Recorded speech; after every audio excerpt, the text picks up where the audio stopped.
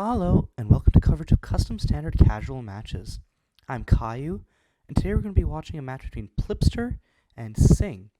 So Plipster is on MonoBlue Tempo, which is a deck they've been running for a while. Start out the game by casting Crossing the Fog, which is kind of our premier tempo / aggro card draw spell. Essentially, you exile the top 3 cards of your library, and anytime a creature you control deals combat damage to an opponent, you can put one of them into your hand. Off of that, Sing hits an island, Dour Vagrant, which has Journey, the same mechanic that Crossing the Fog has, and also has Hollow, which allows you to recur it from your graveyard by discarding a card in addition to its other costs. It's basically a jumpstart, but for creatures.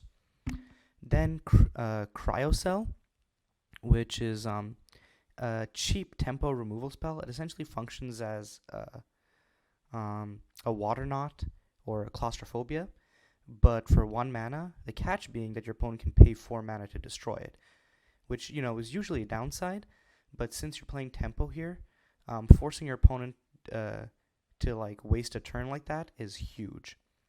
Anyway, so Plip, turn 2 is going to tap out for a Dour Vagrant and Journey a Namuzar's Disciple, another powerful tempo card. It's just a 2/1 flyer on the face of it, but if you can get an artifact and an enchantment onto the board, it grows every time it attacks. So it looks like Sing is on Red-Black Tradition, which is a mid-range deck which leverages its titular card to have recursive value and has a bunch of nifty little artifact synergies. So Sing is going to play Currency, which is a Discovery. So Discoveries are like Sagas from Dominaria, except instead of having a single powerful effect for their final mode, they have a static effect. In this case, you can pay 2, sacrifice an artifact to draw a card, which works well with the treasures it itself creates for its first 2 modes.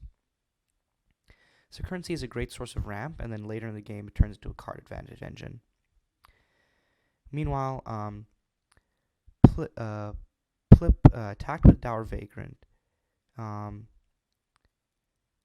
then got an island off of the Journey, and then cast Namuzar's Disciple. Oh, so Sing is going to tap 4 mana, is going to play Tradition, the titular card of this deck. So it's also Discovery. It mills you 2 and gains you 2 life on its first 2 modes, but really it's the final mode, which is the most powerful. It allows you to, once per turn, cast a non-land permanent card from your graveyard. So this leads to lots of looping gameplay, and sometimes you can just lock your opponent out of the game, or just have powerful recursive value. One of these cards is Deadeye Shinobi, which when he enters the battlefield, you can sacrifice an artifact to deal 3 damage to any target. However, since it itself is an artifact creature, you can sacrifice itself to just use it as a 3 mana sorcery speed, deal 3 damage to any target, which you can then loop with Tradition. However, while this is a powerful engine for Sing, they are going to take 4 damage here from the Dour Vagrant plus Namuzar's Disciple, and Plipster gets to pick up more cards off of the Journey, gets to cast another Dour Vagrant, hits a Netropolis.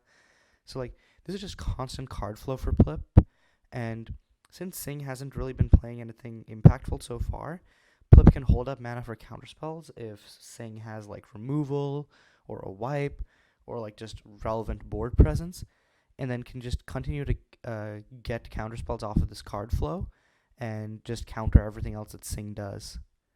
So on upkeep, Sing unfortunately melts 2 lands off of the Tradition. Neither of those will be very useful with the Tradition, and also I guess Sing is missing land drops, so drawing one of those would have been very good for them. Yeah, they aren't playing a 3rd land. He's going to tap out for Sicknick. This is the format's, I was about to say the format's only 2 mana Planeswalker, but that isn't even true. So it's one of the format's 2 mana Planeswalkers. And so it's going to +1 it, which is essentially a Bob effect for each player. Sing draws a Sicknick, and Plipster, what did Plipster draw? And Plipster's going to draw a Disrupting Current. So Plipster, I think, is generally okay with this because Plipster, first of all, has the clock on Sing. So the life loss from Sicknick isn't going to matter, and all of Plipster's cards cost less than Sing's. Additionally, like Plipster is also or was up on card advantage. Now they're about even though, but Plipster has 2 cards off the journey, but they both have 7 cards in hand. But because Sing is like so low on mana, and we know that Plipster has like taxing counterspells, I can't see Sing being able to resolve anything anytime soon. And if like Plipster just keeps going face, then I don't think there's much that Sing can do, because this is currently just shy of a 3-turn clock. Yeah, it's a 3-turn clock. Interestingly, he's going to swing 2 at Sicknick. I guess it doesn't matter, because swinging 2 at face, now, if Plip swings with everything the next 2 turns, it's the same clock. And we'll grab the Cryocell and run into Phobia off of the journey. I think probably he's going to keep 2 mana up here for having a counterspell, but I think that Plip should play at least 2 cards right here, just because otherwise they have to discard hand size. So he's going to tap 2 for Namazar's Disciple. So now Sing has a huge board presence, but Plip has a huge board presence. A Vibrant Raptor on X=1 or a Flamestorm would be devastating here, but Plipster does have that 2 mana up for a counterspell, so I don't think that Sing really has any outs here. And ouch, it looks like Sing is still missing their 3rd land drop, and still doesn't get it off of the +1 from Sicknick, instead hitting a Toxic Scrap Heap. Plipster getting a Flutter Droid. So I think this game is pretty much over. Next turn, Sing takes a minimum of 8 damage. Plipster can keeping up a counterspell. And with 8 cards in hand, I'd assume, which of course Plipster really should have discarded to hand size. But with 8 cards in hand, I'm sure that Plipster has 2 counterspells. So even if next turn Sing untaps, hits their land drop, and yeah, so Plipster has counterspells to spare, so just going to counter the Toxic Scrap Heap to prevent one of his creatures from dying. So yeah, just going to Disrupt and Current it. And Sing, by virtue of being mana screwed, does not have the lands to pay 3 for that.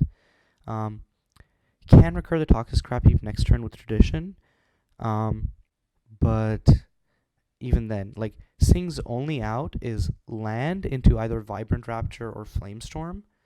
And at this point, it's pretty much unthinkable that Plipster doesn't have a counterspell for anything that Sing can do. So Plip's going to play the Flutter Droid, Cryocell on his own Flutter Droid. I guess that was to turn on Namazar's Disciple Civilized. So now, so this becomes lethal, because the Namazar's Disciples get buffed to 3/3, so this is 6.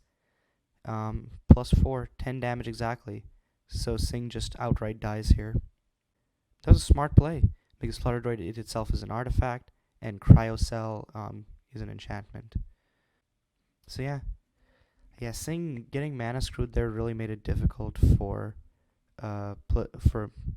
Sing getting mana screwed really made it difficult for them to do anything versus Plipster's just powerful assault of cheap creatures with card advantage.